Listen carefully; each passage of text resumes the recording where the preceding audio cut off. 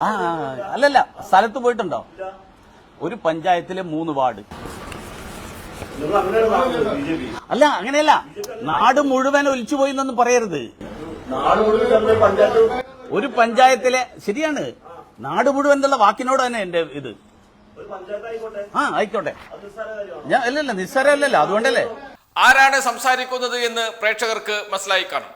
ഈ വാക്കുകൾ മതി BJP കേരളത്തോട് ചെയ്യുന്ന ക്രൂരത എന്താണ് എന്ന് മനസ്സിലാക്കാൻ. കേരളം കണ്ട ഏറ്റവും വലിയ ദുരന്തങ്ങളിൽ ഒന്ന്. ആ ദുരന്തത്തെയാണ് ഇത്രമാത്രം നിസാരവൽക്കരിക്കുന്നത്. ഒരു പഞ്ചായത്ത് മുഴുവൻ ഒഴുകിപ്പോയിട്ടൊന്നുമില്ല, 3 വാർഡ് മാത്രമേ ഒഴുകിപ്പോയിട്ടുള്ളൂ എന്നും. എത്ര പേരാണ് മരിച്ചത് എന്ന് വി മുരളീധരന് അറിയാമോ? എത്ര പേരാണ് ഇപ്പോഴും മണ്ണിൽ പൂണ്ട് കിടക്കുന്നത് എന്ന് വി മുരളീധരന് അറിയാമോ? എത്ര പേരാണ് നിരാലംബരായി വാടക വീടുകളിൽ കഴിയുന്നത് എന്ന് നിങ്ങൾക്ക് ഇപ്പോൾ ബോധ്യമുണ്ടോ? എത്ര പേരാണ് അച്ഛനും അമ്മയും നഷ്ടപ്പെട്ട് കഴിയുന്നത് എന്ന് നിങ്ങൾക്ക് ബോധ്യമുണ്ടോ? ഉണ്ടെങ്കിൽ ഇങ്ങനെയൊന്നും പറയില്ലായിരുന്നു. ഇപ്പോൾ ഒരു കാര്യം വ്യക്തമായി, ആരാണ് കേന്ദ്ര സഹായത്തിന് തടസ്സം നിൽക്കുന്നത് എന്നും, ആരാണ് കേരളത്തെ ഇങ്ങനെ നശിപ്പിക്കാൻ കൂട്ടുനിൽക്കുന്നത് എന്നും, ആരാണ് സംസ്ഥാന പദ്ധതിക്കുള്ള കേന്ദ്ര വിഹിതം തടയുന്നത് എന്നും. കേരളത്തിന്റെ വികസനത്തെ തടയാൻ മാത്രം ഒരു രാഷ്ട്രീയ പാർട്ടി, അതായി BJP മാറിയിരിക്കുന്നു. അതിന്റെ നേതാവിന്റെ വാക്കുകളാണ് പ്രേക്ഷകർ കേട്ടത്. ആ നേതാവ് പറയുകയാണ്, ചെറിയ നേതാവല്ല, മുൻ കേന്ദ്രമന്ത്രിയാണ്, BJPയുടെ മുൻ സംസ്ഥാന അധ്യക്ഷനാണ്, BJPയുടെ സംസ്ഥാനത്തെ അവസാന വാക്കാണ്. അദ്ദേഹമാണ് പറയുന്നത് അവിടെ നടന്നത് വലിയ ദുരന്തമൊന്നുമല്ല, ദേശീയ ദുരന്തമായി പ്രഖ്യാപിക്കാൻ കഴിയില്ല. അങ്ങനെ എന്താണോ പറയുന്നത് അതിനു വേണ്ടിയുള്ള സാങ്കേതിക പ്രശ്നങ്ങൾ ഉയർത്തിക്കൊണ്ടുവരികയാണ്. കേന്ദ്ര സഹായം കിട്ടാത്തത് എന്തുകൊണ്ടാണ്? സാങ്കേതിക പ്രശ്നങ്ങളാണ് ഉന്നയിക്കുന്നത്. ഈ സാങ്കേതിക പ്രശ്നമൊന്നും മറ്റ് സംസ്ഥാനങ്ങൾക്ക് ബാധകമല്ലേ? ഗുജറാത്തിന് ബാധകമല്ലേ? ആന്ധ്രാപ്രദേശിന് ബാധകമല്ലേ? തെലങ്കാനയ്ക്ക് ബാധകമല്ലേ? UPക്ക് ബാധകമല്ലേ? ത്രിപുരയ്ക്ക് ബാധകമല്ലേ? എന്തിന് ഈ സംസ്ഥാനങ്ങൾക്കെല്ലാം വാരിക്കോരി കോടിക്കണക്കിന് രൂപ പ്രളയമുണ്ടായപ്പോൾ കൊടുത്തല്ലോ, എന്തുകൊണ്ടാണ് കേരളത്തിന് ലഭിക്കാത്തത്? ഈ ചോദ്യം മാധ്യമപ്രവർത്തകർ ചോദിക്കുമ്പോൾ സാങ്കേതികത്വം പറയാണ്. 2013 ആക്ട്, 2006 ആക്ട്, UPA സർക്കാരിന്റെ കാലത്ത് പാർലമെന്റിലേക്ക് നൽകിയ മറുപടി, ഇങ്ങനെയൊക്കെയാണ് പറയുന്നത്. സംസ്ഥാന സർക്കാർ ഒന്നും ചെയ്യുന്നില്ല എന്ന് പറഞ്ഞു വെക്കുകയും ചെയ്യുന്നു. എന്തുകൊണ്ടാണ് പണം മുടക്കാത്തത് എന്നാണ് ചോദിക്കുന്നത്. ഇവിടെയുള്ള പണം എന്തുകൊണ്ടാണ് ചിലവഴിക്കാത്തത് എന്നാണ് ചോദിക്കുന്നത്. അതിനുള്ള ഉത്തരം നേരത്തെ തന്നെ മന്ത്രി K. രാജൻ പറഞ്ഞിരുന്നു. ഈ പണം ഉപയോഗിക്കണമെങ്കിൽ കൃത്യമായ വ്യവസ്ഥകളുണ്ട്. ആ വ്യവസ്ഥ അനുസരിച്ച് മാത്രമേ ചിലവഴിക്കാൻ കഴിയുകയുള്ളൂ. ഈ വ്യവസ്ഥകളെല്ലാം ഉത്തരേന്ത്യയെ മുന്നിൽ കണ്ട് തയ്യാറാക്കിയതാണ്. ഇത് കേരളത്തിൽ നടക്കില്ല. കേരളത്തിൽ 1 ലക്ഷം രൂപയ്ക്ക് വീട് കെട്ടാൻ കഴിയുമോ? 1,30,000 രൂപയാണ് വീട് നിർമ്മിക്കുന്നതിന് വേണ്ടി, ദുരന്തബാധിതർക്ക് വീട് നിർമ്മിക്കുന്നതിന് വേണ്ടി ചിലവഴിക്കാൻ കഴിയുക ഈ പണം കൊണ്ട്. എന്നാൽ അങ്ങനെയുള്ള ഒരു ഗ്യാപ്പ് മാറ്റിക്കൊടുക്കുമോ? അതുമില്ല. ഇങ്ങനെ കേരളത്തെ വരിഞ്ഞു മുറുക്കുകയാണ് ചെയ്യുന്നത് കേന്ദ്ര സർക്കാർ എന്ന് ഇപ്പോഴിതാ മനസ്സിലായിരിക്കുന്നു. അദ്ദേഹത്തിന്റെ വാക്കുകളിൽ കേരളത്തെ എങ്ങനെയാണ് ബുദ്ധിമുട്ടിക്കുന്നത്, വരിഞ്ഞു കെട്ടുന്നത്, കേരളത്തിലെ ജനങ്ങളെ എങ്ങനെയാണ് ശ്വാസം മുട്ടിക്കുന്നത് കേന്ദ്ര സർക്കാർ എന്നതിന്റെ തെളിവാണ് വി മുരളീധരന്റെ വാക്കുകൾ. അദ്ദേഹത്തോട് മാധ്യമപ്രവർത്തകർ അതിനേക്കാളും വലിയ ചോദ്യങ്ങൾ ചോദിക്കുന്നുണ്ട്. അതിനുള്ള ഉത്തരം അദ്ദേഹം തപ്പിയും തടഞ്ഞും പറയുന്നത് കൂടി പ്രേക്ഷകർ കേൾക്കുക. SDRF എമൗണ്ട് എന്ന് പറയുന്നത് അതിന് ചെലവഴിക്കുന്നതിന് പരിമിതികളുണ്ട്. അത് എല്ലാവർക്കും കൊടുക്കാണ് തുകയാണ്. എവിടെ എല്ലാവർക്കും? അങ്ങനെ വയനാട് പ്രത്യേക SDR അങ്ങനെ എവിടെയുള്ളതെന്നൊന്നും കാണിച്ചാൽ, അതായത് SDRFലെ പണം കേരളത്തിലെ ഓരോ താലൂക്കിനും വേണ്ടിയിട്ട് പ്രത്യേകം മാറ്റിവെച്ചതാണ്. അത് വയനാട്ടിൽ കൊടുക്കാൻ പറ്റൂല എന്നാണ്. ശരിന്ന്, നിങ്ങളുടെ കയ്യിൽ പണം ഇരിക്കുകയല്ലേ, അതവിടെ ചെലവാക്കി കൂടെ? എന്താ പരിമിതി? ഒരു വീട് നിർമ്മിക്കുന്നതിന് 1.5 മാക്സിമം കൊടുക്കാൻ 1.5 ലക്ഷം രൂപ SDRF ചെയ്ത് ആ 1.5 ലക്ഷം കൊണ്ട് വയനാട് വീട് വയ്ക്കാൻ പറ്റാതെ. ഞാൻ ചോദിക്കട്ടെ, അപ്പോ സംസ്ഥാന സർക്കാർ ഈ എന്ത് കണക്കാ കൊടുത്തിരിക്കുന്നത് കേന്ദ്രത്തിന്? ഒന്ന് പറയും. അല്ലല്ല, അതന്നെയാണ് അത് കാണുന്നല്ലോ. സംസ്ഥാന സർക്കാർ ആവശ്യപ്പെടുന്നതിനനുസരിച്ച്. അതെ, എന്താ പറഞ്ഞു? പോയിട്ടുണ്ടോ വയനാട്ടിൽ? പോയിട്ടുണ്ടോ? അല്ലല്ല, സ്ഥലത്ത് പോയിട്ടുണ്ടോ? ഒരു പഞ്ചായത്തിലെ 3 വാർഡ്. അല്ല, അങ്ങനെയല്ല, നാട് മുഴുവൻ ഒലിച്ചുപോയി എന്നൊന്നും പറയരുത്. ഒരു പഞ്ചായത്തിലെ, ശരിയാണ്, നാട് മുഴുവൻ എന്നുള്ള വാക്കിനോട് തന്നെ എന്റെ ഇത്. ഒരു പഞ്ചായത്ത് ആയിക്കോട്ടെ, ആയിക്കോട്ടെ. അത് നിസ്സാര കാര്യമാണ്. ഞാൻ അല്ലല്ല നിസ്സാരമല്ലല്ലോ, അതുകൊണ്ടല്ലേ.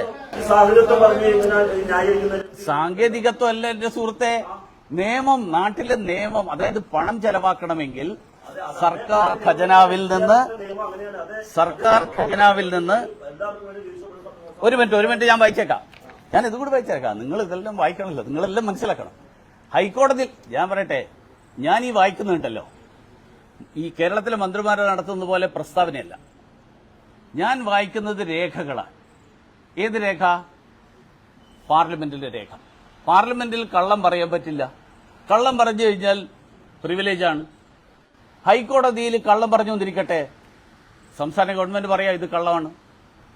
സംസ്ഥാന ഗവൺമെന്റ് ഹൈക്കോടതിയിൽ ഒക്ടോബർ മാസം 17-ാം തീയതി കൊടുത്ത ഇതില് PDNA കുറിച്ച് ഞങ്ങൾക്ക് ഇതുവരെ PDNA കുറിച്ച് അറിയില്ലായിരുന്നു എന്ന് എന്താ പറയാതിരുന്നാൽ?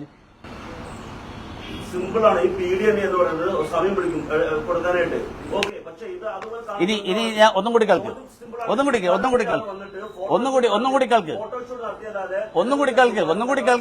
ഇതൊക്കെ ഈ പിണറായി വിജയന്റെ പ്രസ്താവന നിങ്ങൾ കൈകളിയാണ്, അല്ല, ഏഷ്യാനെറ്റാണ്. ഏഷ്യാനെറ്റാണ്.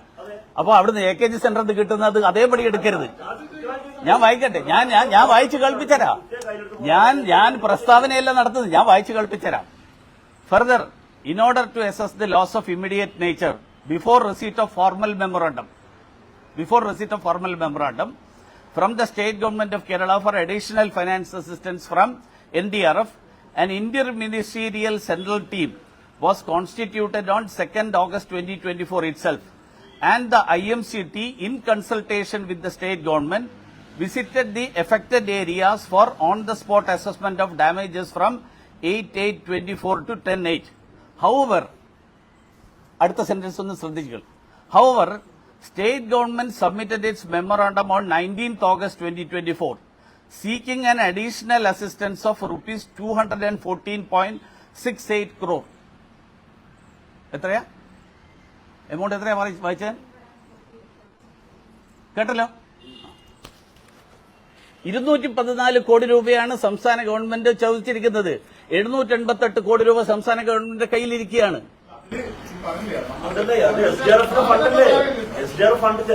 ഏത് മാനദണ്ഡാണ്? അല്ല, ഞാൻ ചോദിക്കട്ടെ, ഈ മാനദണ്ഡം ഇളവ് ചെയ്യണമെന്നാവശ്യപ്പെട്ട് സംസ്ഥാന ഗവൺമെന്റ് കൊടുത്തോ?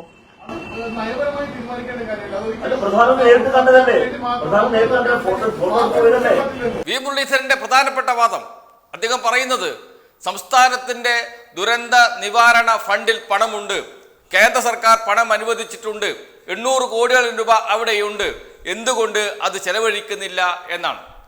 എന്തുകൊണ്ട് അത് ചെലവഴിക്കുന്നില്ല എന്നതിന്റെ ഉത്തരം നേരത്തെ തന്നെ നമ്മുടെ മന്ത്രിമാർ പറഞ്ഞതാണ്. റവന്യൂ മന്ത്രി കെ രാജൻ തന്നെ പറഞ്ഞതാണ്. അതാണ് ഞാൻ ആദ്യം പറഞ്ഞത്. ആ പണം ചെലവഴിക്കുന്നതിന് വേണ്ടി വ്യവസ്ഥാപിതമായ ഒരു രൂപമുണ്ട്, ഒരു രീതിയുണ്ട്. ആ രീതി എന്നത് കേരളത്തിന് പ്രായോഗികമല്ല. ഉത്തരേന്ത്യൻ സംസ്ഥാനങ്ങളെ മുന്നിൽ കണ്ടുകൊണ്ടാണ് അത്തരമൊരു നിബന്ധനകൾ, ചട്ടങ്ങൾ ഉണ്ടാക്കിയിരിക്കുന്നത്. നേരത്തെ പറഞ്ഞതുപോലെ വീടിന്റെ കാര്യം, റോഡിന്റെ കാര്യം, ഇതൊക്കെ നമ്മുടെ മുന്നിലുണ്ട്. ആ പണം അതിനുവേണ്ടി ഉപയോഗിച്ചാൽ ആ പണി പൂർത്തിയാക്കാൻ കഴിയില്ല. അതുകൊണ്ട് അതിനുവേണ്ടിയുള്ള ചട്ടത്തിൽ മാറ്റം വരുത്തണം. കേരളത്തിന് പ്രത്യേക സഹായമായി അനുവദിച്ചാൽ ആ ഫണ്ട് പല രൂപത്തിൽ ചെലവഴിക്കാൻ കഴിയും, കേരളത്തിന്റെ സാഹചര്യത്തിന് അനുയോജ്യമായി ഉപയോഗിക്കാൻ കഴിയും. അതുകൊണ്ടാണ് പ്രത്യേക സഹായം പ്രഖ്യാപിക്കണം എന്ന് പറയുന്നത്. മറ്റ് സംസ്ഥാനങ്ങൾക്ക് പ്രഖ്യാപിക്കാറുണ്ട്. പ്രളയം നടന്നപ്പോൾ നേരത്തെ പറഞ്ഞതുപോലെ തെലങ്കാനയ്ക്ക് അനുവദിച്ചത് 1000 കോടി രൂപയാണ്, തെലങ്കാനയ്ക്ക് നൽകിയത് 700 കോടി രൂപയാണ്, ത്രിപുരയ്ക്ക് നൽകിയത് 40 കോടി രൂപയാണ്. അങ്ങനെ BJP ഭരിക്കുന്ന അല്ലെങ്കിൽ BJPയുടെ ഘടകകക്ഷികൾ ഭരിക്കുന്ന സംസ്ഥാനങ്ങൾക്ക് വാരിക്കോരി നൽകുന്നു. അങ്ങനെ വാരിക്കോരി നൽകാൻ പണമുണ്ട് കേന്ദ്ര സർക്കാരിന്റെ കയ്യിൽ. അപ്പോൾ ഇവർക്ക് ഈ നിബന്ധനകളൊന്നും ബാധകമല്ല, പ്രത്യേക സഹായമായിട്ടാണ് നൽകുന്നത്. ആ പ്രത്യേക സഹായമാണ് കേരളം ചോദിക്കുന്നത്. അത് നൽകുന്നില്ല, അത് നീട്ടിക്കൊണ്ടുപോകുന്നു. ആദ്യം പറയുന്നു കണക്ക് നൽകിയില്ല എന്ന്. കണക്ക് നൽകിയപ്പോൾ പറയുന്നു അത് പോരാ, അതിൽ പോരായ്മകളുണ്ട് എന്ന്. എന്നാൽ പോരായ്മകൾ എന്തൊക്കെയാണ് എന്ന് സംസ്ഥാനത്തെ അറിയിക്കുകയും ചെയ്യില്ല. ഇപ്പോൾ പറയുന്നത് പ്രധാനമന്ത്രി വന്നാൽ അതേക്കുറിച്ച് ചർച്ച ചെയ്ത് പണം അനുവദിക്കുന്ന കാര്യം പരിശോധിക്കും എന്നാണ്. ദേശീയ ദുരന്തമായി പ്രഖ്യാപിക്കാൻ കഴിയില്ല, ഒരു തുകയും നൽകാൻ കഴിയില്ല എന്ന് കേന്ദ്ര ആഭ്യന്തര സഹമന്ത്രിയാണ് കേരളത്തിന്റെ പ്രത്യേക പ്രതിനിധി KV തോമസിന് കത്ത് നൽകിയത്. ആ കത്ത് കഴിഞ്ഞ ദിവസം പുറത്തു വന്നിരുന്നു. അപ്പോൾ ഒരു കാര്യം നമുക്ക് ഉറപ്പായി കഴിഞ്ഞു, എന്തുകൊണ്ടാണ് ജോർജ് കുര്യൻ ഈ വിഷയത്തിൽ മൗനം പാലിക്കുന്നത് എന്ന്. കേന്ദ്രമന്ത്രിയാണ്, കേരളത്തിൽ നിന്നുള്ള കേന്ദ്ര സഹമന്ത്രിയാണ്. എന്തുകൊണ്ടാണ് സുരേഷ് ഗോപി ഇക്കാര്യത്തെക്കുറിച്ച് ചോദിക്കുമ്പോൾ മുഖ്യമന്ത്രിയോട് ചോദിക്കൂ എന്ന് പറയുന്നത് എന്ന്? കാരണം കേരളത്തിൽ നിന്നുള്ള MP ആണ്, തൃശ്ശൂർ MP ആണ്, ഉത്തരവാദിത്തമുള്ള പദവി വഹിക്കുന്ന ആളാണ്. അദ്ദേഹം വയനാട് പോയതാണ്, പ്രധാനമന്ത്രിയോടൊപ്പം കോട്ടും സൂട്ടും ഇട്ട് സഞ്ചരിച്ചതാണ്, അദ്ദേഹം ഇതൊക്കെ നേരിട്ട് കണ്ടതാണ്. അദ്ദേഹം പറയുകയാണ് മുഖ്യമന്ത്രിയോട് ചോദിക്കൂ എന്ന്. ഇതൊക്കെ BJP നേതാക്കൾ ചോദിക്കുമ്പോൾ BJP നേതാക്കൾ പറയുകയാണ് അവിടെ നടന്നത് ചെറിയ സംഭവമാണ്, അത് വലിയ ദുരന്തമൊന്നുമല്ല, 3 വാർഡിൽ മാത്രമേ പ്രശ്നമുണ്ടായിട്ടുള്ളൂ, ഒരു നാട് മുഴുവനൊന്നും ഒളിച്ചു പോയിട്ടില്ല എന്ന് പറഞ്ഞ് അതിനെ നിസ്സാരവൽക്കരിക്കുകയും ചെയ്യുന്നു. എന്ന് വെച്ചാൽ കേരളത്തിന് അർഹതപ്പെട്ടത് ആരാണ് തടയുന്നത് എന്ന് ഈ വാക്കുകളിൽ നിന്ന് വ്യക്തമാണ്. ഈ വാക്കുകൾക്കെതിരെ, ഈ നിലപാടുകൾക്കെതിരെയാണ് കേരളം ഒന്നിച്ച് ശബ്ദിക്കേണ്ടത്. ആ ശബ്ദം കേരളത്തിൽ ഉയരുക തന്നെ ചെയ്യും, സംശയമേയില്ല. കേരളം ഈ രാജ്യത്തെ സംസ്ഥാനമാണ് എങ്കിൽ കേരളത്തിന് അർഹതപ്പെട്ടത് കിട്ടിയേ തീരൂ. അധിക കാലമൊന്നും ഇങ്ങനെ കേരളത്തിലെ BJPക്ക് മുന്നോട്ട് പോകാൻ കഴിയില്ല. ജനങ്ങൾ BJPയുടെ മുഖത്ത് നോക്കി, BJP നേതാക്കളുടെ മുഖത്ത് നോക്കി ചോദ്യങ്ങൾ ചോദിക്കുന്ന അവസ്ഥ വരും, അതുണ്ടാകും. അപ്പോൾ സാങ്കേതികമായ മുട്ടുനായങ്ങൾ പറഞ്ഞ് രക്ഷപ്പെടാമെന്ന് വി മുരളീധരനെ പോലെ കേരളത്തിലെ നേതാക്കൾ ആരും വിശ്വസിക്കരുത്. ആ തൊടുന്യായങ്ങൾക്ക് എതിരെയും കേരളത്തിൽ വലിയ പ്രതിഷേധം ഉയർന്നു വരും എന്ന കാര്യത്തിൽ സംശയമേ ഇല്ല. കാരണം ഇത് കേരളമാണ്.